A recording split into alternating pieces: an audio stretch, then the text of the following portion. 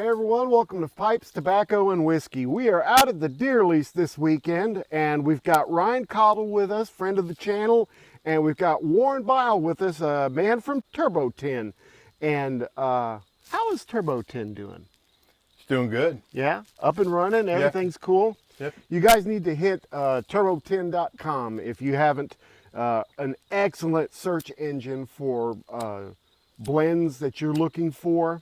It'll tell you where you can find it, price. It has a link to the store that it's available at, so I strongly recommend that you give that a shot. Today, guys, we got a sample from the Laudisi company of a new blend that came out for Briar Works, and this is called Smokehouse. This blend was a blend that was developed for their 10th anniversary, for Briar Works' 10th anniversary, and Pete Prevost being there for 10 years now. A little bit about this blend, guys. It says it's a flake cut blend of aged Virginias, Orientals, Latakia, and dark fired Kentucky that offers a rich, full-bodied smoke with notes of mesquite, spice, smoke, and subtle citrus with a balanced, creamy finish. Strength on this is 4 out of 5 stars. Room notes, 4 out of 5 stars. Taste is 4 out of 5 stars. Components on this is red Virginia, Latakia, dark fired Kentucky, and Izmir Oriental. Okay, so let's start with this, and let's just go right off the bat. I have a feeling when I first opened this one that this is not going to be like typical other Briar Works blends. Now, we know that Briar Works blends are made by Cornell and Deal, right? Jeremy Reeves. So this is something totally different in that lineup. So it'll be interesting to see what our thoughts are. This is a first impressions for all of us. None of us have smoked this one yet.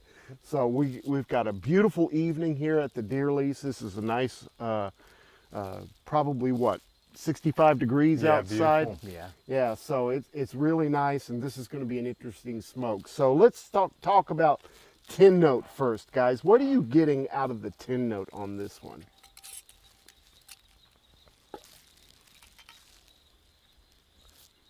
Well, it lives up to its name right at the very beginning. I mean, it's barbecue smokehouse coming right at you. That meaty smoked meat smell, barbecue grill.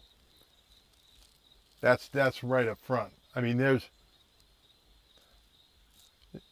some sweetness there too, but yeah, the smokehouse, tin note is pretty strong. It's wonderful, but it's right up front. There's something vegetal in here as well. All the things that you talked about are there. They're present. They're forward. But way in the background, if you take a sniff of this, you smell, I can't tell you, it's almost like an artichoke. An artichoke, interesting. Yeah, it really, that I kind of get that. And I know some of you guys out there go, come on, artichoke. I'm serious. There is something vegetal. Smell that. Yeah. A little bit of hay, kind of some grassiness. Right. I've been out here mowing today, so that grassy smell might be stuck in my nose. I don't know. That's true. I don't really get an artichoke. There's something I don't get vegetal. I don't get vegetal. There's something back there. It is smoky, and it's probably a little aired out since you had stuck your nose in it, but I mean, it's pretty light. It's pretty light on the smoky for me. But just It's not too in my face. Just smelling the jar makes your mouth water. Yeah. Or makes you want to go get some barbecue. Yeah, it smells good. Now the question on this is going to be, do we classify this as an English, or are we going to classify it as a dark fire Kentucky? We'll see. Let's go ahead and light up and see what we get out of the tastes. So the components listed tell me it's going to be in English. With the Izmir in there, the Latakia in there, the Virginias in there. But I'm leaning to the side of being more of a dark fired blend it must have more dark fired in it than the Latakia. Latakia must be just sprinkled in there. Yeah, because I would agree with that because the dark fire gives you the the smokehouse flavor. You know, that oak smoke, the meatiness. With a lot of Kia, you got to be careful because it just gets you more of the campfire creosote type of smoke, and probably not really. You don't want much of that. Right. Yeah, and I mean, as a professional Latakia hater myself, that it's pretty light. Yeah, It- the Latakia you is can tell light it's on this. just sprinkled in. Yeah. There, it's really, got a really balanced flavor between the Izmir, the kind of, sometimes you get a kind of a souriness from the Izmir, and maybe a little spice. And then you're getting some kind of a funkiness in there, just a little bit of a funky, some people call that an umami or a mushroomy kind of smell, taste. I don't know what to call it, but there's also a nice little sweetness in there. And I don't know if the burley's causing that or if the Latakia is causing that, that sweetness in there. Well, for me, I mean, the first couple puffs the Izmir was coming through pretty strong. I got that Oriental side. Kind of a citrusy too. Yeah, but you got kind of that woodsiness, not like the oak fire from, the dark fire. It was more the woodsy, a little bit incensey. Yeah. That would be the Izmir. Definitely get that meaty kind of flavor in there. You think that meatiness is coming from the dark fire? Mm-hmm. Yeah. Boy, this is a far cry. I've had some Briar Works blends, and I've got to be honest, I have not been a big fan of the Briar Works blends. We tried the bacon old fashioned. Oh, that was like one of my bottom 5. Yep. That was some of my worst ones. I didn't like the sweet iced tea or the sweet tea, whatever the one they had. I didn't like that either, but this is really nice. Yeah. I like this. I'm with you, Ryan. It doesn't smoke as smoky as it smells. Yeah. It smells like, walking into a good Texas barbecue restaurant, and you're thinking, oh, all that barbecue meat and smokiness is going to come through in the smoke. It's not. It's really pleasant. Yeah. It on the description it said that this was 4 out of 5 on the strength. I think it's going to be like a 3, more like a 3, especially to people who are used to smoking dark fires and English blends. This is not an in-your-face kind of smoke. It's really good. I like it. Yeah, and I could maybe agree with the 4 out of 5 on the strength, just because sometimes the dark fired blends will get stronger as you go down the bowl, and we're just we'll starting see that. here, so Yeah. there's that potential to where it beefs up. Yeah. Later on. Yeah, I'm just getting a lot of the Oriental, just a lot of the sourness, Mm-hmm. good sour, right? And then just a lot of the meatiness just in the background. Yeah, this is a really tasty blend. I'm really pleased with it. I'm glad we got some. Now I checked on smoking pipes before we came out to the deer lease, and they were sold out. And I have to be honest, that's the first time I've ever seen a Briar Works product, tobacco, Yeah. sold out. But they were sold out. But this, I talked to the guys at Laudisi, and they said that this is not a limited release. This is going to be something that's available all the time. So I'm sure that they'll restock it here pretty soon. Hey, what kind of pipe you got there? That's a hawkbill. It's a hawkbill. It's a Dr. Bob hawkbill that I got from James Foster was at the Las Vegas show, and he picked it up for me. Yeah, it's beautiful. It's nice big, fills my big hands, and has a pretty little pearly stem, and it has a little spot of rustication on the bottom. Maybe there was a little bit of a flaw there. I think he likes doing that, but it makes Just kind of makes set for it off as a little different. really nice pipe. Yeah. And what are you smoking, Ryan? Got a Peterson. It's a 999. It's a what I believe a Dalkey, isn't that? Dongal? Dalkey. Yeah, Dalkey. Huh, I've never heard of that one. Yeah. Is that an older pipe? I believe so. Yeah, I picked it up as an estate. Mm. Well, I'm smoking a cheap deer lease pipe. This is one of those RNA Treasure $5 Italian Yeah. non-finished pipes that several years ago we made a video on how to stain these and Yep. finish them and everything, and man, it's smoking like a champ. This is really working out well. The size of this bowl is probably a group 3. Yours looks like about a group 4, Yeah. maybe. What about yours? Is that a big bowl? I mean, it looks No, like the a lot bowl- of it's a- meat it's a around nor- it, but yeah. It's a normal bowl. I mean, it's maybe a little bit deeper, but Yeah. I wouldn't make it into anything super big. Are you guys able to get, I mean, I know we're outside, but are you able to get any kind of a room note, so to speak, from this? You guys would be better if the wind's all blowing that way. Yeah, from yours, I'm getting kind of just a nice campfire smokiness is what I'm getting from yours. Yeah, I would agree with that. I think as far as the room note goes, it's pretty potent Yeah. room note. So I don't know that most people would find it pleasant. Out here, everyone would love it. I mean, you're out right next to a campfire, so it would be grand. Yeah. But I'd probably put it tolerable. Yeah. What about the nicotine content? What are you guys thinking about that? Now, this came at, we're doing it 3 different ways, guys, because this comes as a flake. And to be honest, it's not you wouldn't call this a broken flake, would you? This No. there's some pretty good Yeah. sized pieces Yeah. in there. Yeah. So this is a true flake. The awesome thing about it is that it comes already in a mason jar, and all of the Briar Works tobaccos do come in a mason jar, and I think that's pretty cool. But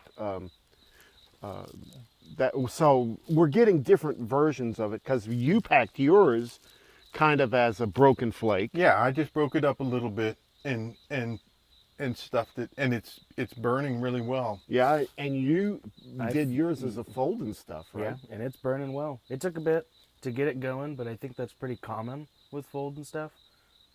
But it's burning well. I fully rubbed this one out, and it's nice and even all the way so far. So cool. All right, let's get back to the nic content. What are you guys thinking about the nicotine content? I mean, nothing yet because we really just started, but I'm guessing it's probably going to be in the medium range just from the content that's in it. Yeah, I mean the dark fired is what's going to give it the most nicotine in it. I don't know the ratio of the components in this, but it does say that they did a pretty good helping of the dark fired in here. So I would say that's at least a medium. I've been smoking all day long, so Yeah. this is like my 6th pipe today. So, so it's been pretty used to it. What do you? Just a kind of question. I mean, right now I'm drinking a little bit of Buffalo Trace with this. By the way, thanks for bringing that, man. You're welcome. That's great stuff. It is. You can't go wrong with that. That is just an all occasion, all multi-purpose kind of bourbon. Really good stuff. But what would you pair with this if you had your choice of anything? What would you pair? I think probably something like Buffalo Trace. I mean, something that's got sweet side to it, but has some strength to it, because it's pretty bold smoke. Yeah. You know, there's lots of flavors going on there. Yeah. And so you want something to cut through that, and having the sweetness probably will pick out. I'm getting a little of the sweetness from the Virginia coming through, but have a nice drink like Buffalo Trace helping highlight that's probably a good Yeah. pick. What about you, Ryan? I think honestly I would do kind of the opposite. I would go for a Scotch. I would do something kind of heavily peated. That way I can have something that is really smoky, and then come back to this and then say, okay, this is not as smoky as the Scotch is. So where's that sweetness? Help me find it. So maybe something like a Lafroig or a Yeah, Lagavulin. like a Lagavulin. Yeah. Yeah. Yeah, Lagavulin to me is more peated than the Lafroig. I'm really disappointed. Several years ago, I used to always drink Lafroig 18 year because it was affordable. It was not just super expensive. And they don't even make that now, Right. the 18 year. I'm with you, Ryan. I probably would pair it with a Scotch, but I'm going to go with a Northern Distillery, Okay. and I'm going to go with Highland Park 12. Okay. A Highland Park 12 has a nice salty kind of aftertaste to it. Doesn't have so much of a smoky characteristic, but you get a lot of different flavors from where that distillery is located. And it just kind of counterbalances the sweetness that I'm getting from this. Kind of gives me a little of that savory, kind of feel to it. Now, I think that's a great pick because the little bit of saltiness from like a Highland Park is going to really bring that whole smokehouse picture, because you get the smokiness here, you get kind of a meatiness going, and then you get a little salt coming through from the drink, like you're used to barbecue meats being Yeah, salty. Texas style. Texas style barbecue. Yeah, I think that would pair really, really nice. Yeah, cool. Well, what's your final thoughts about this one? What's that? What's your final thoughts about this one? I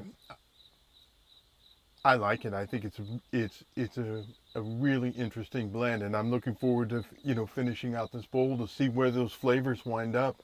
But yes, if you haven't had a chance to get it, and you like dark fire, do you like smoky, you like barbecue, yeah, definitely pick one up and give it a go. Ryan, what do you think? I think it's pretty good. I'm not getting too much of that Latakia coming through. I really haven't had any flavor changes though. It's been pretty much the same, which isn't bad. But I'm not getting just taken on this roller coaster where I'm Right. trying to figure out what is that flavor, what is this. I'd smoke it again. So I am about halfway through the bowl right now, and the Izmirs are starting to kind of do its thing a little bit, kind of counterbalancing that Kentucky for me. And I like that. I like the balance between that Kentucky and the Izmir. I think that this is, I haven't tried all of the Briar Works, but I've tried several of them. And I think that this is the best one that they've got so far. I would agree. And to me, this doesn't taste like another C&D blend. It's unique. It's got its own flavor profile that doesn't necessarily match anything that's on C&D's list of stuff. So I really like that. I think this might end up in my rotation. Yeah. And one thing I wanted to say is it's not so heavy. You know, here we are at the end of April, little warmer weather, but it's not so heavy that you don't want to smoke it in the spring or maybe even in the summer. Yeah. I think you could smoke this year round and really enjoy it. Yeah, and I would also say, for the Oriental smokers out there, that the Izmir comes through well, and I think sometimes dark fire can have that little bit of that Oriental essence to it. So I would say if you're an Oriental smoker, but you typically do not go towards the dark fired, I say give this one a try. You'll be surprised. Yeah, well, cool, man. A big surprise for me, and I'm really pleasantly pleased with this one. Like I said, I'm probably going to order some and keep it in my rotation and see how it goes during the summer months as well. Well, guys, that's what we got for you this week here at the Deer Lease. It's really a beautiful evening. No wind, very still. Yeah, perfect. Perfect temperature. We're really having a great time out here. We worked our tails off today, didn't we? we sure did. Yeah. Man, we had. We'll talk about. Listen, if you're going to Chicago, make sure you come up and see me. We'll be there next week. I'll be there on Thursday through Monday. So hopefully, we can sit down and share a bowl at the smoking tent. That'll be really nice. Neither one of these guys are going to be able to make it this year, but hopefully next year. Absolutely. Yeah. All right, guys. Well, we sure do appreciate you watching. Don't forget, make all your piping moments count. We'll see you next time and have a great week. Bye-bye. See ya.